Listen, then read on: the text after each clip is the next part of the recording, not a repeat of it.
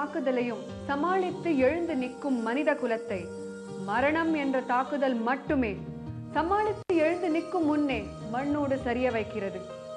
இங்கு ராஜேந்திரனின் மரணமும் அப்படித்தான். நண்பர்கள் மரணத்தின் காரணத்தை கண்டுபிடிக்க முயற்சி எடுத்தார்கள். அந்த முயற்சி பலித்ததா?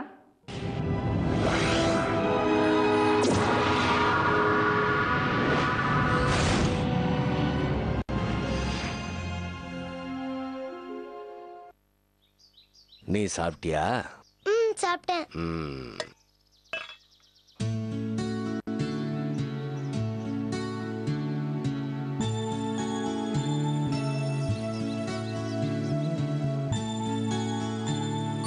என்ன வசந்தி, என்னைய பார்த்துக்கிட்டு இருக்க? உங்ககிட்ட ஒண்ணு கேட்கணும் தாத்தா. கேளு. உங்க பேர் என்ன? இத கேட்கவா யோசிச்சுக்கிட்டு இருந்த? என் பேரு தாத்தா. ஐயோ, அது நான் கூப்பிடுற பேரு. உங்க நிஜமான பேர் என்ன? எத்தனையோ பேர் இருக்குமா, எதை சொல்ல? உங்களுக்கு நிறைய பேர் இருக்கா? ஆமா, நீ என்ன தாத்தான்னு கூப்பிடுற, மத்தவங்க கேளவன் கிறுக்கன்னு சொல்றாங்க. இன்னும் சில பேர் சித்தன், பித்து பிடிச்சவன், பைத்தியக்காரன்னு சொல்றாங்க. இதுல நான் எந்த பேரை சொல்ல?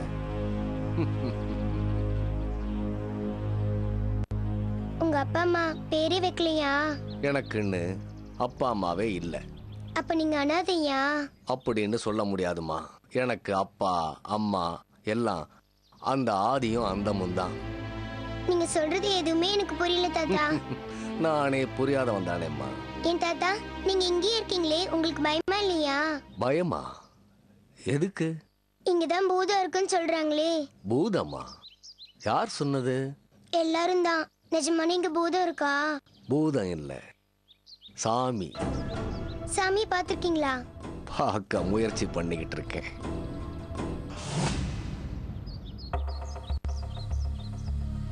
நல்லா இருக்க தாத்தா?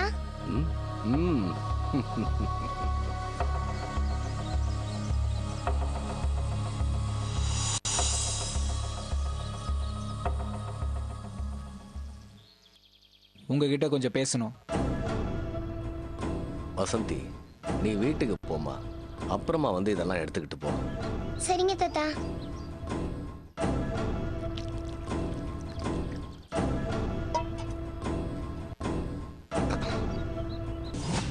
என்ன பேசணும்? பெருசே, ராஜேந்திரன் இறந்ததை பத்தி உனக்கு ஏதாவது தெரியுமா? கெட்டது கெட்டதுதான். முடிஞ்சு போன விஷயத்தை பெருசுப்படுத்துறதுல எந்த பிரயோஜனமும் இல்லை. இந்த கோயில்ல புதையல் இருக்குங்கிறாங்களே, அது உண்மையா? என்ன பெருசு, கேட்டதுக்கு பதில் சொல்லு. புதையல் இருக்கா இல்லையா? இதை பாரு பெருசு, உண்மையிலேயே புதையல் இருந்தா அது எங்க இருக்குன்னு சொல்லு. அது மண்ணுக்குள்ள இருக்கிறதுனால யாருக்கும் பிரயோஜனம் இல்லைல்ல? சத்தியம் சத்தியம், அது காவல் இருக்கு, அது காவல் இருக்கு. வாழ வேண்டிய வயசு உங்களுக்கு. போயிடுங்க, போயிடுங்க. பெருசு, என்ன உன் வீட்டு சொத்தை கேட்கற மாதிரி முழிக்கிற? புதையல் கிடைச்சா உனக்கு ஒரு பங்கு தரும். நீயும் எங்களாட்டம் ஷோக்கா இருக்கலாம். என்ன சொல்ற? சிவன் சொத்து கொலநாசம். உன் விதிய மாத்தி எழுத வச்சிராத. போயிடு, இங்க இருந்து போயிடு. டேய் வாங்கடா போலாம். இங்க புதையல் இருக்கா இல்லையான்னு நாமளே தேடி தெரிஞ்சுக்கலாம். இந்த ஆள் கிட்ட கேட்கறது வேஸ்ட். வாங்க.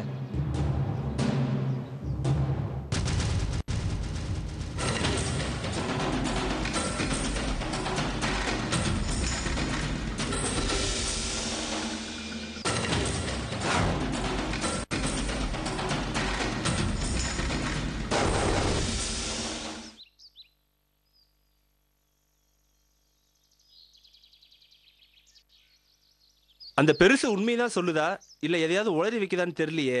டேய், எதுக்கோ நீ கொஞ்சம் ஜாக்கிரதையா இரு. அந்த கிழவன் உன்னதான் முறைச்சு பார்த்துட்டு இருந்தான்.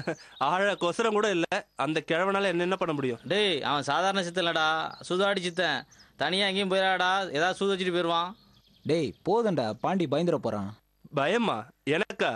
ஏய், நான் சாதாரண பாண்டி இல்லடா, பலே பாண்டி.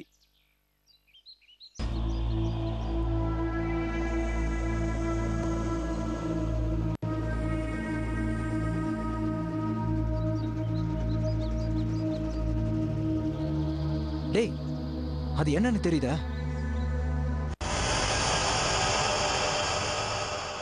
ஏதோ சிலையோட தலை மாதிரி தெரியுதுடா. சிலையோட தலை மாதிரி இல்லடா, சிலையே தான், பூதகணத்தோட தலை. இது எப்படிங்க வந்தது? யாராவது தூக்கிட்டு வந்து போட்டிருப்பாங்கடா. டேய் இது இங்க இருக்கிறதுக்கு காரணம் இருக்குடா. இதே மாதிரி பூதகணத்தோட சிலை கண்டிப்பா இங்க தான் எங்கேயாவது புதைஞ்சிருக்கணும். எப்படி சொல்ற? எல்லாம் ஒரு யூகம் தான்டா. என் யூகம் மட்டும் சரியானதா இருந்தா இந்த சிலைக்கும் கோயிலுக்குள்ள உள்ள புதையலுக்கும் கண்டிப்பா சம்மந்தம் இருக்கணும். ஒருவேளை புதையில புதைச்சவங்க இந்த பூதகணத்தோட தலையில ஏதாவது குறிப்பு வரைஞ்சு வச்சிருக்கலாம்ல? கிட்டத்தட்ட அப்படிதான் இருக்கணும். முதல்ல அந்த குறிப்புகள் என்னன்னு நாம கண்டுபிடிக்கணும். அது முடியுமா? முயற்சி பண்ணா கண்டிப்பா முடியும்.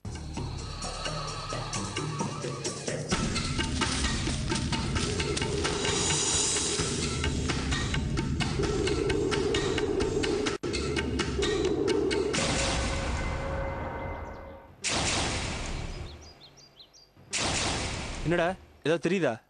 இல்லடா, தலையெல்லாம் ஒரே மண்ணா இருக்கு, வேற எதுவும் தெரியல. என்கிட்ட கூட நான் பார்க்குறேன். டேய் மீசை ரொம்ப அழகா இருக்கு.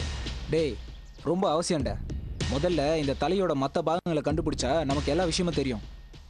பேசாம இந்த இடத்த தோண்டி பார்த்துடலாமா? டேய் அவசரப்படாதடா, நாமளா நம்மளை காட்டி கொடுக்க கூடாது. இதெல்லாம் நைட்ல தான் செய்யணும். அப்போ இன்னைக்கு ராத்திரி தோண்டிடலாமா? உடனே இன்னைக்கு ராத்திரியே தோண்டிடணுமா? அந்த புதையில பத்தின விஷயங்களை நாம கண்டுபிடிக்கணும்டா. வா போலாம். டேய் போட்டு வாடா. வா வா.